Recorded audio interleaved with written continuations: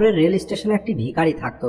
ওই ভিখারি সেখানে আসা ট্রেনগুলোতে যে সমস্ত যাত্রী বসে থাকতো তাদের কাছে থেকে ভিক্ষা চেয়ে নিজের পেট ভরাতো। আর একদিন যখন ওই ভিখারি ভিক্ষা চাইতে যায় তখন সুটবুট পরে থাকা একটি ধনী মানুষকে দেখতে পায়। আর ওই ভিখারি ভাবে নিশ্চয়ই এই মানুষটি অনেক বেশি ধনী, আর আমি যদি এর কাছে থেকে ভিক্ষা চাই তাহলে আমাকে নিশ্চয়ই অনেক বেশি টাকা ভিক্ষা দেবে। এরপরে ভিখারি ওই ধনী মানুষটার কাছে গিয়ে ভিক্ষা চাওয়া শুরু করে। আর ভিখারিকে দেখে ওই ধনী মানুষটি বলে, তুমি কি সবসময় মানুষের কাছে থেকে কেবল চাও? কখনো কি তুমি কাউকে কিছু দিয়েছো? এটা শুনে ভিখারি অবাক হয়ে বলে, সাহেব, আমি তো হলাম একটি ভিখারি। আমি মানুষের কাছে থেকে ভিক্ষা করে নিজের জীবন চালাই। আমার এতটা ক্ষমতা কোথায় যে আমি কাউকে কিছু দিতে পারবো? এরপরে ওই ধনী লোকটি বলে, যেহেতু তুমি কাউকে কোনো কিছু দিতে পারবে না, তাহলে তোমারও কারোর কাছে থেকে কোনো কিছু চাওয়ার অধিকার নেই। আমি হলাম একটি বিজনেসম্যান, আর আমি লেনদেনে বিশ্বাস করি। যদি তোমার কাছে আমাকে দেওয়ার মতো কিছু থাকে তাহলে আমি তার পরিবর্তে তোমাকে কিছু দিতে পারি, আর যদি তুমি আমাকে কিছু দিতে না পারো তাহলে আমিও তোমাকে কোনো কিছুই দিতে পারবো না। এরপরে ওই ধনী লোকটি ট্রেন থেকে নেমে পড়ে এবং সেখান থেকে চলে যায়। এদিকে ভিখারি বসে বসে ওই বিজনেসম্যানের বলা কথাটি ভাবতে থাকে। ভিখারি ভাবে যে আমি এতদিন পর্যন্ত ভিক্ষা করছি, এমন কথা তো আমাকে আজ পর্যন্ত কেউ বলেনি। যদিও ওই বিজনেসম্যান খারাপ কিছু বলেনি, সত্যিই তো আমি যদি কাউকে কোনো কিছু দিতে না পারি তাহলে আমি কি করে অন্য মানুষের কাছে থেকে চাইতে পারি? আর এরপরে ওই ভিখারি ভাবে, হয়তো এই কারণেই মানুষজন আমাকে বেশি টাকা দিতে চায় না, কারণ ওই ভিক্ষার পরিবর্তে আমি কোনো মানুষকেই কোনো কিছু দিতে পারি না। এরপরে ভিখারি ভাবে, কিন্তু আমি তো একজন ভিখারি, আমি অন্য একটি মানুষকে কি দিতে পারি? আমার কাছে দেবার মতো তো কিছুই নেই। কিন্তু এই কথাটাও সত্যি, আমি আর কতদিন একটি মানুষকে কোনো কিছু না দিয়ে কেবল মানুষের কাছে চাইতে থাকবো? আর সবশেষে ভিখারি সিদ্ধান্ত নেয়, আজকের পরে যে মানুষই তাকে ভিক্ষা দেবে, আজ থেকে ওই ভিখারি তাকে তার পরিবর্তে কিছু না কিছু অবশ্যই দেবে। কিন্তু এখন ভিখারের ব্রেনে এই কথাটা চলছিল, যেহেতু সে নিজেই একটি ভিখারি, তাহলে ভিক্ষার পরিবর্তে সে অন্যদের কি দিতে পারে? আর এই কথাটা চিন্তা করতে করতে দুদিন পার হয়ে যায়। আর ওই দুদিন পর্যন্ত ভিখারি কোনো রকমের ভিক্ষা করেনি। আর ওই ভিখারি 2 দিন পর্যন্ত নিজের প্রশ্নের উত্তর খুঁজে পায়নি। আর তৃতীয় দিন যখন ওই ভিখারি স্টেশনে বসেছিল তখন ওই ভিখারি স্টেশনের ওপারে থাকা কিছু ফুল গাছ দেখতে পায়, যে গাছগুলোতে অনেক ফুল ফুটেছিল। এরপরে ভিখারি ভাবে, আমি যদি আমাকে ভিক্ষা দেওয়ার পরিবর্তে মানুষকে একটা করে ফুল দিই তাহলে কেমন হয়? আর এরপরে ভিখারি সিদ্ধান্ত নেয় যে সে আজ থেকে ভিক্ষার পরিবর্তে একটি করে ফুল দেবে। আর এটা ভেবে ওই ভিখারি কিছু ফুল সেখান থেকে ছিঁড়ে নেয়।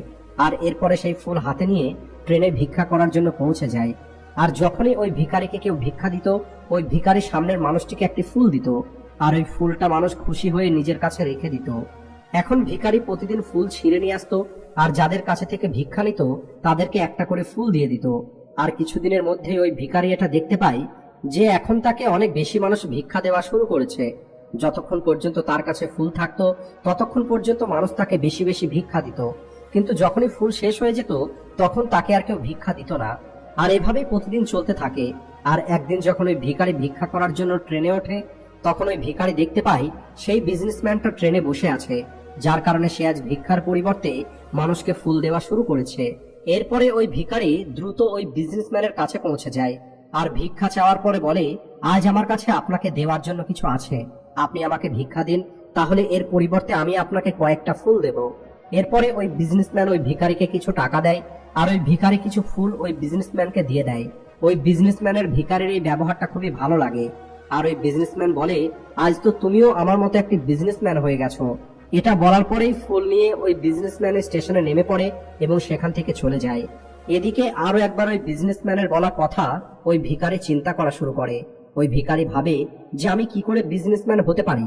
আর অনেক ভাবার পরে ওই ভিখারি বুঝতে পারে এখন সেও জীবনে সফল হতে পারবে, কারণ এখন সে সফলতার সিক্রেটটা জেনে গেছে। এরপরে ভিখারি ট্রেন থেকে নেমে পড়ে আর জোরে চিৎকার করে আকাশের দিকে তাকিয়ে বলে, আমি কোনো ভিখারি নই, আমি হলাম একটি ব্যবসায়ী। আমিও ওই ধনী বিজনেসম্যানের মতোই হতে পারবো, আমিও ধনী হতে পারবো।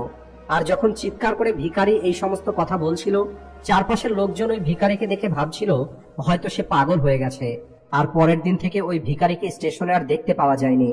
আর 6 মাস পরে ওই স্টেশন থেকে দুটো মানুষ শুট বুট পরে যাত্রা করা শুরু করে। দুজনেই একে অপরের দিকে তাকায় এবং একে অপরের সঙ্গে হাত মেলায়। আর প্রথম ব্যক্তিটা বলে, আপনি কি আমাকে চিনতে পারছেন?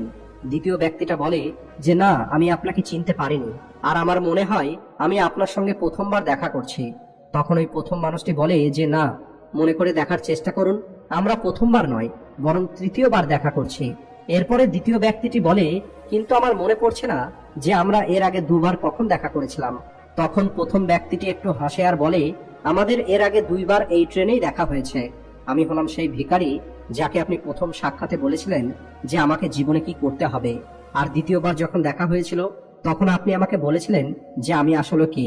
এরপরে দ্বিতীয় ব্যক্তিটি হাসে আর অবাক হয়ে বলে, আমার মনে পড়েছে, তুমি কি সেই ভিখারি যাকে আমি একবার ভিক্ষা দিতে মানা করে দিয়েছিলাম, আর দ্বিতীয়বার আমি তোমার কাছে থেকে কিছু ফুল কিনেছিলাম।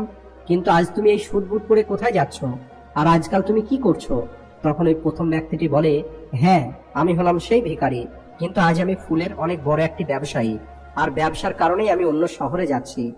এরপরে প্রথম ব্যক্তিটি কিছুক্ষণ চুপ থাকার পরে বলে, আপনি আমাকে প্রথম সাক্ষাতে সেই কথাটা বলেছিলেন যেটা এই প্রকৃতির নিয়ম, আর এই প্রকৃতির নিয়ম অনুযায়ী আমরা তখনই কোনো কিছু পাবো যখন আমরা কোনো কিছু দেব, আর এই নিয়মটা বাস্তবে কাজ করে, আর আমি এটা খুব ভালোভাবে অনুভব করি। কিন্তু তারপরেও আমি সবসময় নিজেকে ভিখারি মনে করতাম, আর এর বাইরে আমি কখনোই কোনো কিছু চিন্তা করিনি। আর দ্বিতীয়বার যখন আপনার সঙ্গে আমার দেখা হয়, তখন আপনি যখন আমাকে বলেছিলেন আমি একটি বিজনেসম্যান হয়ে গেছি, তখন আমি এটা বুঝে নিয়েছিলাম যে মানুষ আমাকে এত বেশি ভিক্ষা কেন দিচ্ছে। কারণ তারা আমাকে ভিক্ষা দিচ্ছিল না, বরং তারা ওই ফুলের মূল্য দিচ্ছিল। প্রতিটা মানুষ আমার ফুল কিনে নিচ্ছিল, কারণ এর থেকে সস্তায় অন্য কোথাও ফুল পাবে না। আমি মানুষের চোখে একটি ছোট ব্যবসাদার ছিলাম, কিন্তু নিজের চোখে আমি একটি ভিখারি ছিলাম। আর আপনার বলার পরে আমি বুঝতে পারি যে আমি একটি ছোট ব্যবসায়ী। আর এরপরে আমি ট্রেনে মানুষকে ফুল দেওয়ার কারণে যে টাকা রোজগার করেছিলাম, সেই টাকা দিয়ে আমি অনেক ফুল কিনে নিই আর ফুলের ব্যবসা করা শুরু করে দিই। এখানকার মানুষের ফুল অনেক পছন্দ, আর তাদের এই পছন্দ আমাকে আজ ফুলের অনেক বড় একটি ব্যবসায়ী তৈরি করে দিয়েছে। এই দুটো ব্যবসায়ী এখন অনেক খুশিতে ছিল, আর তারা তাদের স্টেশনে আসার পরে ট্রেন থেকে নেমে পড়ে এবং নিজের নিজের রাস্তায় চলে যায়। বন্ধুরা, এই গল্প থেকে আমরা অনেক কিছু শিখতে পারি। গল্পে প্রথম যে বিজনেসম্যানটা ছিল, উনি গিভ অ্যান্ড টেক এই পলিসিটাকে খুব ভালোভাবে জানতেন।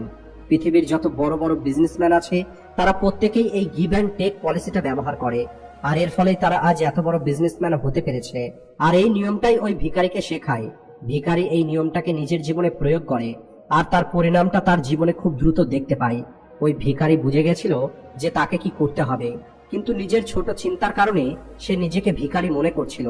সে নিজেকে চিনতে পারেনি, সে নিজের আত্মসম্মানটাকে বুঝতে পারেনি, যার কারণে সে তার চিন্তাটাকে পরিবর্তন করতে পারেনি। তাই যদি আপনিও আপনার চিন্তাকে পরিবর্তন করে নেন, তাহলে আপনি যে কোনো কিছু অর্জন করতে পারবেন। যদি আমরা নিজেকে ছোট মনে করতে থাকি, তাহলে আমরা ছোট হয়েই থেকে যাব। জীবনে বড় হবার জন্য আমাদের চিন্তাকে পরিবর্তন করতেই হবে। আমাদের নিজের সম্পর্কে বড় কিছু চিন্তা করতে হবে, তারপরে আমরা জীবনে বড় হতে পারবো। এই গল্পে যে ভিখারি, সে নিজেকে ভিখারি মনে করত, আর সে ভিখারি হয়েই ছিল। কিন্তু যখনই ভিখারি জানতে পারে সে আসলে একটি ব্যবসায়ী, তখন সে তার চিন্তাকে পরিবর্তন করে নেয়, আর এই কারণেই তার জীবনটাও পরিবর্তন হয়ে যায়। তাই আপনিও আপনার সম্পর্কে চিন্তা পরিবর্তন করুন, তাহলে একদিন আপনার জীবনও পরিবর্তন হয়ে যাবে। সবশেষে ভিডিও ভালো লাগলে ভিডিওটিকে লাইক ও শেয়ার করতে ভুলবেন না। Thanks for watching.